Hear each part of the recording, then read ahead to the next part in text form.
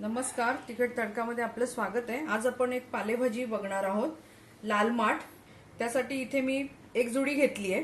इथे एक कांदा घेतलाय, हे खोबरं आहे, खोबरं किसल्यानंतर बाजूची खरड घेतली। इथे हे आलं लसणाची पेस्ट आहे, हे हिरव्या मिरच्या आहेत। तर आपण आता भाजी बघूया। कढई ठेवली आहे, त्याच्यात मी तेल घालूया। पालेभाजी म्हणजे थोडं तेल जास्त घातलं तर छान लागते। मोहरी घालूया, जिरं। इथे तुम्ही लसूण टेचून पण घालू शकता, असा ओबडधोबड, पण पेस्ट होती म्हणून मी ती पेस्ट घालते।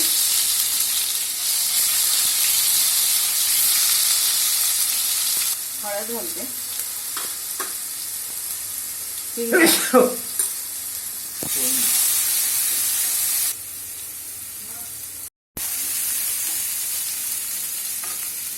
मिरच्या घालते।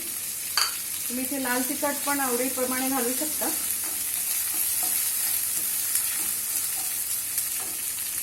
तर मी कांदा घालून टाकते।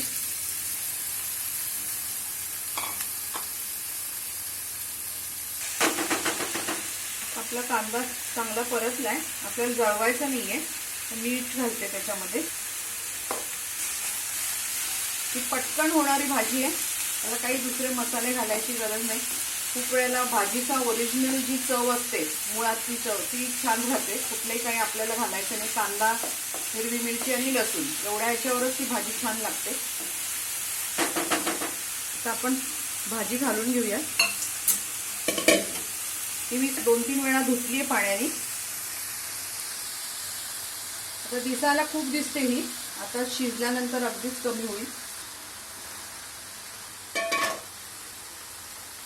आपण ह्याला थोडं झाकण ठेवूया, गॅस बारीक करते।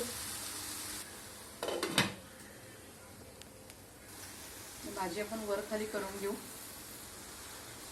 भाकरी बरोबर खूप छान लागते, अशी गरम गरम भाजी आणि गरम गरम भाकरी।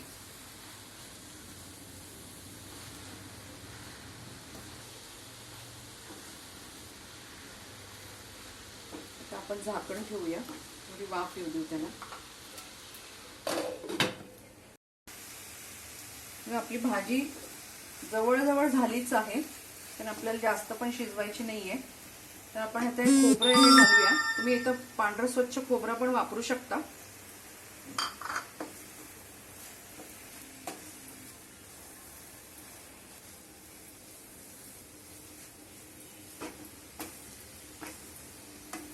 थोडी एक वाफ येऊ देऊ तिला, की मग आपण गॅस बंद करू।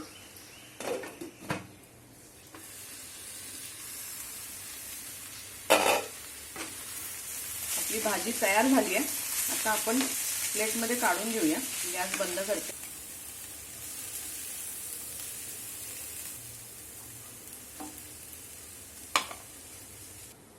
इथे आपली लाल माठाची भाजी बनवून तयार झालेली आहे। तुम्ही ही नक्की करून बघा, ही भाकरी बरोबर पोळी बरोबर छानच लागते। तर तुम्ही ही भाजी करा, तुमचा अभिप्राय आम्हाला कळवा। तसंच चॅनलला लाईक करा, शेअर करा, सबस्क्राईब करा। परत भेटू आपण एका नव्या रेसिपी बरोबर। धन्यवाद।